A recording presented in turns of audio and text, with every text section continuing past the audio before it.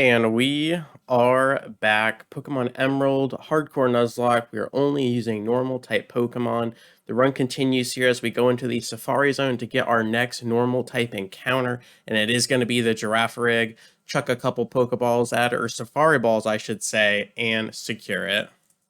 That leads us to our next rival fight against May here. She is puppy guarding the department store. So if you want those juicy TMs, you're going to have to go through her first. The Tropius comes down. We drop back with Chipotle, our Wigglytuff, with a 4x Ice Beam to the Tropius. Goodbye. The next Pokemon comes down and it is the Pelipper. We also have a 4x super effective Thunderbolt ready to go. The Protect delaying the inevitable, but the Pelipper outspeeds and lands the Supersonic, confusing Chipotle, and we are getting all of our orders mixed up. However, the Wigglytuff comes in the next turn and takes care of business. The Pelican is defeated. That leaves two more Pokemon here, and it's gonna be the Slugma, level 32, an absolutely terrible Pokemon at this point in the game. And we just go in with a neutral Psychic, do massive damage, get the special defense roll as well, dodge the burn on the Ember. It's everything you'd want it to be. The Slugma goes down. That only leaves the Grovyle, and we have a super effective Flamethrower ready to go. We tank the Screech, no problem there. We almost one-shot with the Flamethrower. The Leaf Blade comes down. This is going to do massive damage, and it doesn't crit. Thankfully, Chipotle lives to fight another day, gets the orders out, and everybody is satisfied. Next on the menu is going to be Maxie here at the Team Magma hideout. The Mighty Ina comes down, level 37, looking fantastic with that Intimidate. However, we're going to go ahead and get that yawn set up with Bojangles, our MVP, the Vigoroth, as we sidestep a scary face. Ridiculous stuff there. Go ahead and get one bulk up down. The Swagger comes down as well, buffing us to +3 attack. However, we are confused now, but Bojangles has a little snack in her pouch there, goes ahead and grabs the Person Berry and breaks out of the confusion on the same turn that Mighty Ina falls asleep. Absolutely beautiful. And if I'm not mistaken, I think this Mighty Ina has Roar, so it can definitely get rid of our bulk up strategy. However, we just go straight in. We don't even risk the +6 this time. We are just go, go, go. Get rid of the Mighty Ina as the shiny Crobat comes down. The bite is here, but we do not flinch. We stand tall, and Bojangles takes down another Pokemon. This only leaves the shiny camera up looking fantastic with that black and gold, but is it enough to withstand a stab strength? It is not. Maxie is defeated. It is now time for Tate and Liza, the double battle for that 7th gym badge. This fight can be incredibly easy if you have the right Pokemon. Specifically, any dark types do absolutely fantastic against these guys, but we do not. We only have the normal types here, so we are going to lean into the Linoone and Girafarig combination here so we can hit super effective with the Shadow Ball, and we can get some really fast headbutts in as well with the McDonald's Linoone lined up. However, that Earthquake does so much damage from the Claydol. We're really going to have to blitz that down if we want to see this through to the end without losing everybody. The Hyper Potion does come down, and that gives us a moment to breathe here as the Claydol won't be able to rain down another Earthquake. However, Xatu uses that moment to get a nice Calm Mind down, and now the Xatu is going to be hitting for super hard. So I don't think we're getting out of here without losing at least one Pokemon, but let's see if we can clear this starting roster on their side. We can also potentially get a flinch onto the Xatu, which would be absolutely massive. That does really good damage. However, the not stab psychic, it is stab psychic with the Calm Mind buff comes down, and we lose our starter Linoone. Absolutely brutal. We're going to pivot into Kecleon, see if we can get some redemption there, but that Calm Mind buff is going to be everything as well. It's also protecting it on the special side of things, so this is getting a little bit tipsy. We're trying to, get everything under control, but you can feel it slipping. You can feel it sliding away here. We do have a lot of super effective options from the Kecleon, and the Xatu gets greedy for a second Calm Mind, essentially as a nasty proc. The Claydol living on 1 HP and manages to get another Earthquake off. We change to the ground typing. Popeyes drops to about 5 HP of her own, but we get a fadeaway crit on the Xatu. The Calm Mind buffs don't even matter now. Absolute insanity. This is a bloodbath. We drop the Psybeam from Popeyes. We don't want it. We don't need it. We get the level ups, level 43. That could be everything as well. A little bit of a Citrus Berry for reprieve. The Soul Rock comes down. Thankfully, there is no Sunny Day lined up for a potential Solar Beam or a boosted Flamethrower, but the Stab Psychics are still going to do so much damage here. and we have lost the Linoon. We're looking at the stats here. We're seeing what can we do. I'm pretty sure we have to just keep the momentum here and keep Popeyes in with those super effective Shadow Balls.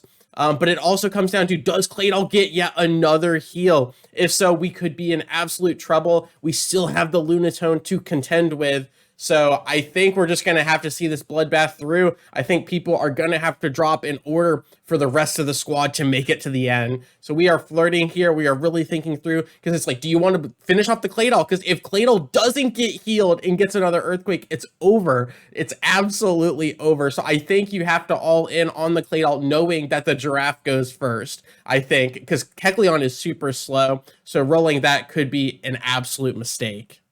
So after really thinking about it, we lock onto the Claydol with the Shadow Ball, and we are going to go all in on either a Ice Beam or Thunderbolt for the Solrock, potentially getting a status that would be so big as well. And it's just going to come down to this, really. This turn is going to be the shifting point. The Hyper Potion does come down from Tate and Lies, and that Claydol is free. And now it is free. We do get it to half HP, dropping the special defense as well, but Popeyes goes down, meaning the Shadow Ball cannot finish the job. So hopefully we can get someone else in there that can not only outspeed the Claydol, but can take her down from that range. The Solrock is just flexing. Could we get a paralysis on the Solrock? But we do get another critical hit. Chick-fil-A deep in the bag, like the fries were at the bottom. This Kecleon is doing so much work right now. The Solrock does lead into a Citrus Berry for some heal. So the crit wasn't an end-all be-all, but still we are in pretty good position as an Earthquake comes down. And if this crits Chick-fil-A, we are in so much trouble. We do hold on to the red. The Sunny Day comes down. Solrock giving us a moment to breathe. The Claydol getting sniped with an Ice Beam. Let's go, Kecleon. That leaves the iconic duo Solrock and Lunatone.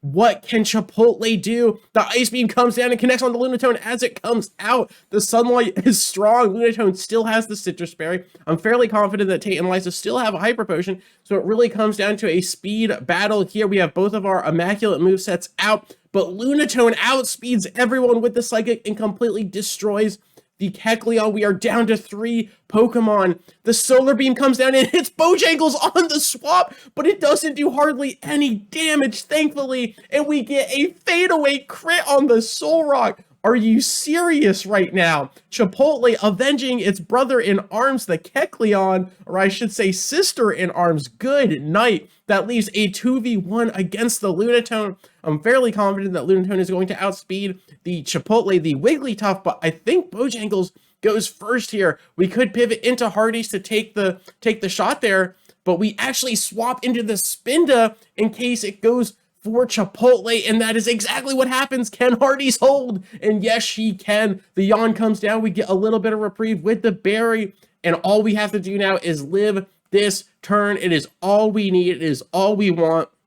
If not, we're going to lose one more Pokemon. So it really comes down to this final move here. We're going to go in for the heal on our own. So the Lunatone is sleeping. We could try to blitz down with strength. We can't really do much with the Vigoroth as far as damage goes, but we go all in hoping for a crit. Gets Lunatone into the orange. Can Hardee's hold? Hardee's holds with 1 or 2 HP. Gets a Dizzy Punch down, and Lunatone is now in range for a strength finish. However, the Citrus Berry gets it out. The Yawn setup from before comes down and pays dividends as both Pokemon can fire off and try to blitz the Lunatone before it wakes up. However, if it gets into the red, it will get healed, and then it's going to be a rinse repeat. So we are on the final stretch here. We are worn so thin. We drop back with a strength. It gets Lunatone into the red. Ken Spinda from downtown reaches into the quiver. The arrow's not enough. Lunatone lives with 1 HP. As you can see there, Hardee's is on 1 HP. Spinda, you absolute monster. Tate and Liza leaning into the Hyper Potion here, stalling us 1 more turn as the strength comes down, doing about a 4th damage. Dizzy Punch comes in, doing less damage than that. It's not going to be enough unless we get a crit on the next move here. We're going to go in anyway with the strength and the Dizzy Punch combination. The Lunatone goes all the way into the orange. It's still asleep, which is just beautiful. The Dizzy Punch comes down, leaves Lunatone about 5 HP, and we buy ourselves enough time to finish off the moon. Unbelievable stuff. We secure the 7th gym battle, but it came at a massive cost. We had only lost 2 Pokemon leading up to this point, and now we drop 3 in this single battle. So we've lost a grand total of 5 Pokemon going into the final gym. Wow. As far as the Moss Deep Space Center battle, where you go back to back with Steven, we've got our Exploud and his Metang just doing absolute work against Tabitha and Maxie's entire team, just leaving the Golbat stranded on its own. Metang breaks through the confusion, snipes the Golbat down to no HP, leaves it in the red for Exploud to finish the job. A very crisp and clean battle. It is now time for our final fight against team leader Archie here, Aqua team leader to be specific. We find him at his submarine base after getting dive and the Mightyena comes down. We get another Intimidate onto Bojangles. We've seen a very similar lineup against our Maxi fight, so we're going to lean into that same strat. We get the yawn down. We tank the Scary Face this time, so we do lose a bunch of speed there, but no problem as we go for that double down strategy with the Swagger and Bulk Up, getting our attack through the roof, popping it with the Person Berry so we don't have to hurt ourselves in confusion. And the key ingredient to this recipe is that Mightyena falls asleep after all of that goes down, which is just beautiful, giving us another turn to get the bulk up in there. And now essentially we're at a +3 attack clip and we just fade with a stab return. Really good stuff there, but we still have 2 Pokemon to take care of here. The Crobat comes down, a ridiculous speed stat, goes in for a stab wing attack, but with those bulk up buffs, it does absolutely no damage and the bat falls. That only leaves the Sharpedo right here, right now, rocking that pink shiny, but it goes for a Swagger of its own, getting Bojangles to about a +5 attack, and that is massive. If we hurt ourselves there, we were going to be in so much trouble, but Bojangles sees through the end. She's an absolute closer, and Archie is defeated.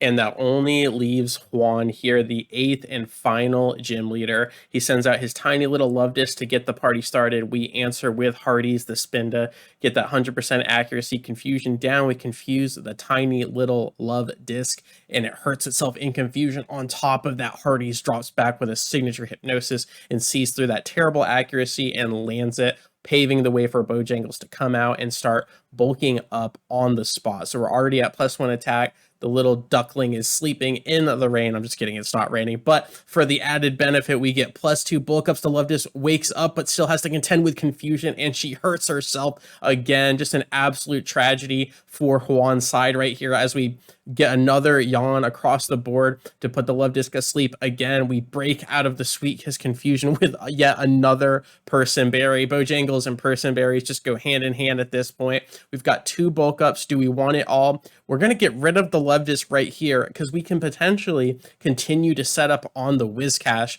since we know Whiscash likes to use its Amnesias, and its Earthquake won't be able to do much damage through those bulk ups. So really, we just get rid of that first Pokemon and lean in onto the second one as the Amnesia comes down, and will have no effect on this game at all. It won't have any bearing on the battle, so we just lean back in to the bulk ups as our Rain Dance comes down as well, which will really add to those water type moves. However, you can't use them when you're sleeping, Whiscash, so a big blunder there as Bojangles continues to smile in this battle, continues to ramp up with those bulk ups. The rain is coming down now, and Bojangles is getting primed and ready, getting a little Cajun Filet Biscuit combo on the side. Maybe grab a Mountain Dew or Pepsi to wash this one down, as Bojangles is here to stay. The rain continues to fall, and this poor Whiscash doesn't even know what's going on outside of its dreams as it tanks the return off the top and gets completely deleted, paving the way for these final 3 Pokemon. The Celio comes down. That is no Walrein. That is no Lapras. It is nothing at all as Bojangles kills yet another Pokemon.